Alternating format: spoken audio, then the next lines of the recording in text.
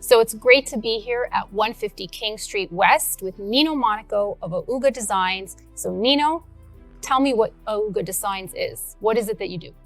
Well, in a nutshell, I'm an experiential producer and brand strategist. That's it in a nutshell.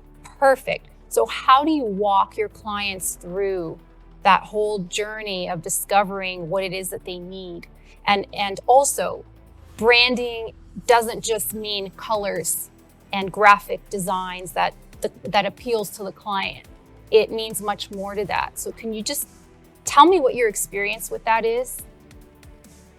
So I guess how I would answer that is through what we call a marketing funnel. And the marketing funnel, if you can just picture a funnel, at the top of the funnel is the awareness that the client has about you. And then beyond the awareness is the interest and intrigue. And then under that is the all-elusive conversion aspect of it. And then beyond that is loyalty, and beyond that is advocacy. That is the sort of very rough journey that the clients take.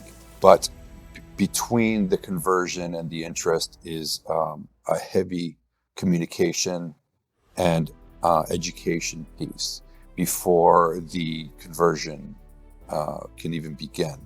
So there's a lot of communicating, there's a lot of discovery, and frankly, that is how I prefer to work, because the discovery is two-way. It allows for the client to see what it's like to work with me and partner with me, and vice versa.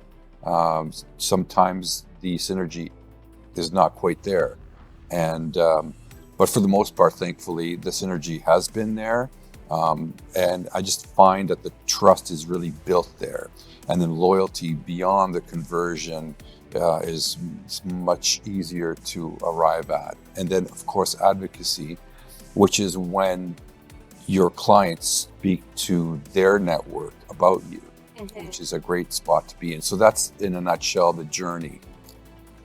Trust is huge for what it is that you do. It's huge. And I can only imagine how hard it is for you to deal with, let's say, new entrepreneurs or even seasoned entrepreneurs who are not doing what they should be doing, right? So people think of, branding as just a color scheme, and what you do is much deeper than. Am I right? Yeah. Obviously, there's the design element, but the design element is the result of the discussion that happens prior. Right. The questions, the dialogue that happens. How they share their idea of where they want to be, where they've been.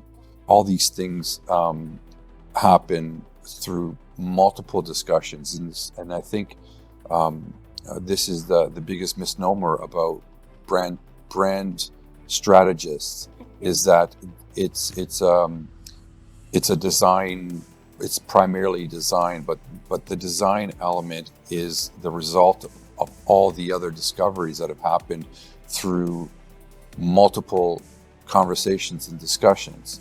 And I think one of my core competencies is to have those conversations and then parlay them to designs. Right.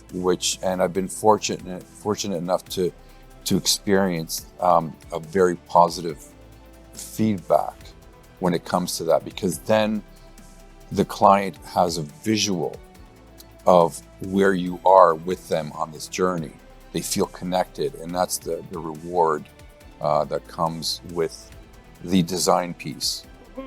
No, that's amazing. And, the reason I brought in trust is because I'm sure you're put in a position more often than not of having to bring a little bit of not so pretty news to clients who don't really see where they're going wrong, right? So it's almost like, how do you walk that fine line of not offending somebody with their previous, let's say, logo, or the way they present their invoices, or the way they present to an audience, or the way they present on social media, what their banner looks like. Like, it's so many elements. Like what you do is you cover so many elements, and it's very easy for an entrepreneur who's so attached to their business, to their baby, for someone on the outside to say, well, hey, look, that's not working for you. And then that person might be thinking, well, how could you say that's not working for me? This is my business. So you're confronted with this more often than not.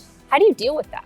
Well, yeah, that strikes at the core of what I do and what I signed up for. I think unwittingly, right? And I'm thankful that I'm able to navigate through those choppy waters for the most part. But there's always a certain level of discomfort for me in having to convey certain news, and I'm sure for the recipient, because chances are that they've never had this type of conversation before about something that they find so personal. And this is the thing that I'm acutely aware of, which is it's not just a business, in particular when it comes to entrepreneurs.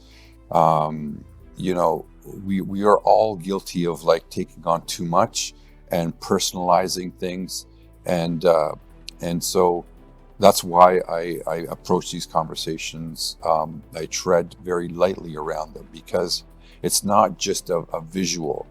They've attached their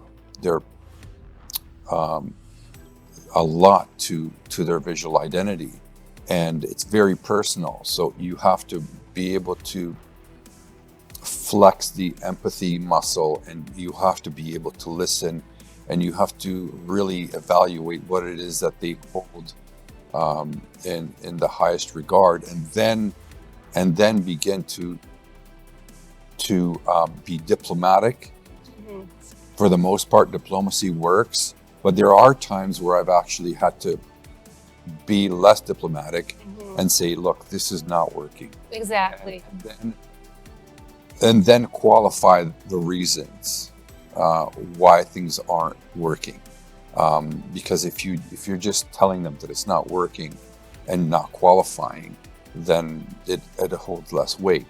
But there are times where I've had to like be very forthright and explain that this is not working, but this is why it's not working, and this is what we can do to change things. Yes.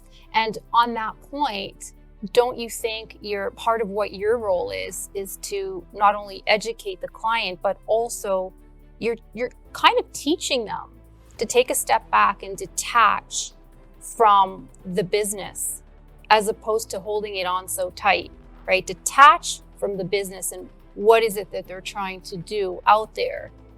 Does that make sense? Yes. Yeah. It's really tough for people to detach. I mean, some people have an easier time of it than others, but I think what I try to do when I'm having those conversations is to let them know that I bring in the objectivity, but I also bring in my expertise. So it's not just somebody who's just outside looking in. It's somebody who's outside looking in, who has their best interest, who can also, again, qualify, the reasons why they should be making certain changes. So how do you, let's end off with one final question here. How do you deal with a prospect or client who's like, I've used other branding specialists in the past, or I've done, I have paid X amount of dollars to have a certain look and certain feel to my business, and it hasn't worked for them. So how do you deal with that obstacle of individuals not even knowing that they went wrong, and how do they feel if they're going to go wrong again? Like how do you know how to deal with that? It's so touchy. Yes, it's very touchy. And one of the things that I do is I try to do my best to present a unique value proposition that they might resonate with, and that they would find synergy with me on. And I also like to convey the idea that, not one brand strategist is like the other. I mean, everyone has their strengths and their weaknesses. Yes. And so I try to convey those things. And if they have experienced a brand strategist or some branding professional that they haven't, been very happy with, then I find out why they haven't been happy with them. And then I look to see if I can circumvent those challenges and present them with some solutions that they haven't had in prior experiences. So that's how I go about dealing with that. And if there is synergy and if it works, then we can look to further the project and go ahead into the project. And sometimes it just doesn't go beyond that because for whatever reason they're not ready or they don't feel connected, right? And so when that happens, you've just got to let it go and see if you can help them in other ways, and that's also a very meaningful gesture as well, because if you can say to somebody, well, it's not going to work with us for whatever reason, but maybe I can connect you with somebody that I feel may be able to better help you.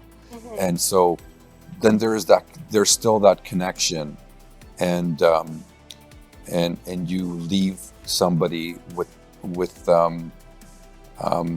feeling better about having experienced their interactions with you than not.